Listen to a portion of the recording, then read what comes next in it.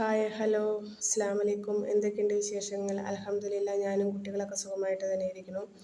അപ്പോൾ ഇന്ന് ഞാൻ നിങ്ങളോട് സംസാരിക്കാൻ വന്നൊരു വിഷയം എന്താണെന്ന് വെച്ചാൽ, ഇന്ന് നമ്മുടെ വാർത്താ മാധ്യമങ്ങളെല്ലാം നൽകിയ ഒരു വാർത്തയെക്കുറിച്ചാണ് ഞാനിവിടെ പറയാൻ വന്നിട്ടുള്ളത്.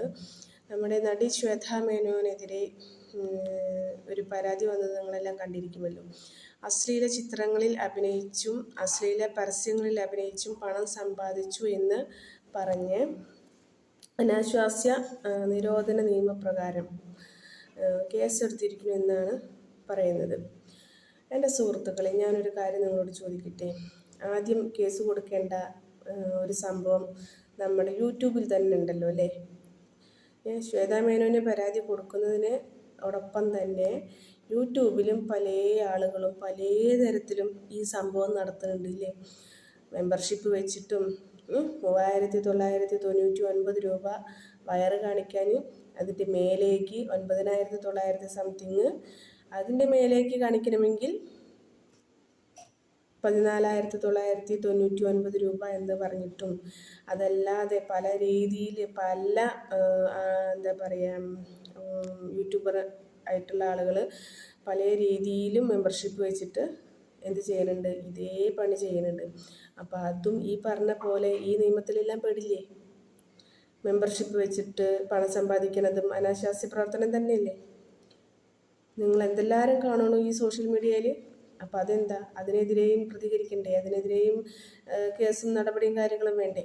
ശരിക്കും പറയുകയാണെങ്കിൽ അതിനൊക്കെയാണ് എന്ത് വേണ്ടത്, ഒരു അച്ചടക്കം വെക്കേണ്ടത് നമ്മുടെ സോഷ്യൽ മീഡിയയിൽ. വയറ് കാണിക്കാൻ ഇത്ര രൂപ, അതിൻ്റെ മേലേക്ക് കാണിക്കാൻ ഇത്ര രൂപ. അപ്പോൾ ഈ ശ്വേതാ മേനോനെതിരെ നടപടിയെടുക്കുന്നതോടൊപ്പം തന്നെ നമ്മുടെ സോഷ്യൽ മീഡിയയിൽ പല പെണ്ണുങ്ങളും കാട്ടിക്കൂട്ടുന്ന പല കോപ്രായങ്ങൾക്കും എന്താ പറയുക, മെമ്പർഷിപ്പ് എന്ന പേരിൽ ഇങ്ങനെ അശ്ലീലമായിട്ടുള്ള കാര്യങ്ങൾ ചെയ്യുന്നവർക്കെതിരെ നടപടി എടുക്കണം എന്നാണ് എനിക്ക് ഒന്ന് പറയാനുള്ളത് കേട്ടോ. എന്താ പറയുക, നമ്മുടെ ഒന്നും അറിയാത്ത എത്രയോ മക്കൾ അതിൻ്റെയൊക്കെ പിന്നാലെ പോയി പൈസ കൊടുത്ത് എന്താ നാളെ ഒരു പക്ഷേ ഞാനും 3 മക്കളെ വളർത്തിയുണ്ടാക്കുന്നുണ്ട്.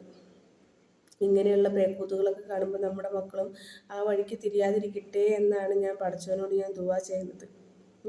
എൻ്റെ മക്കളായാലും നിങ്ങളുടെ മക്കളായാലും നശിച്ചു പോവാതിരിക്കാൻ വേണ്ടിയിട്ടാണ് ഇപ്പം ഞാൻ അങ്ങനെ ഒന്ന് പറയണത് കേട്ടോ. നമുക്കെല്ലാ മക്കളും ഒരുപോലെയാണ്. പൈതലുകളെല്ലാം ദൈവത്തിൻ്റെ സൃഷ്ടി. എന്താ പറയുക, നമുക്ക് അവരുടെ മുഖം കാണുമ്പോഴാണ് നമ്മുടെ എല്ലാ വിഷമങ്ങളും നമ്മൾ മറന്നു പോണതും സന്തോഷിക്കുന്നതും എല്ലാം നമ്മൾ അവരെ കാണുമ്പോഴാണ്.